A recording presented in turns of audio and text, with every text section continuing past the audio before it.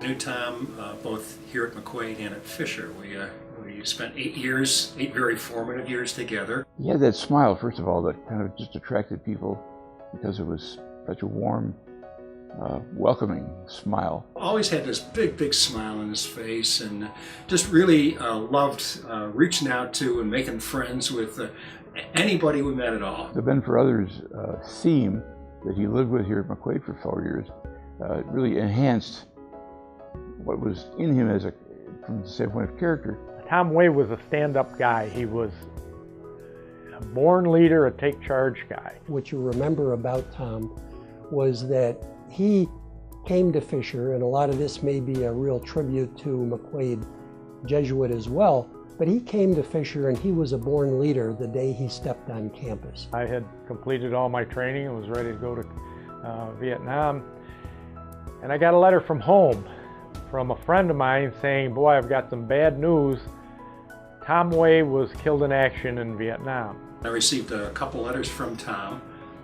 One of the letters I actually received from Tom, I received right around the time that I got a call from his brother Bob, that Tom had been killed in Vietnam, and I couldn't believe it. Last I knew, Tom was training to become a sales representative for Eastman Kodak Company. And it was a shock to me, first of all, to even know that Tom had been in the Army, and then the second real shock was to learn that he had been killed in action. I didn't realize what significant danger he was in. I was in grad school. He was out there, defending all of us, and it was a complete shock when I heard about his tragic death. I have no doubt that because of him being a leader, that he took the leadership initiative. He was there to protect his brothers. He was there to fight for the guys that were alongside him.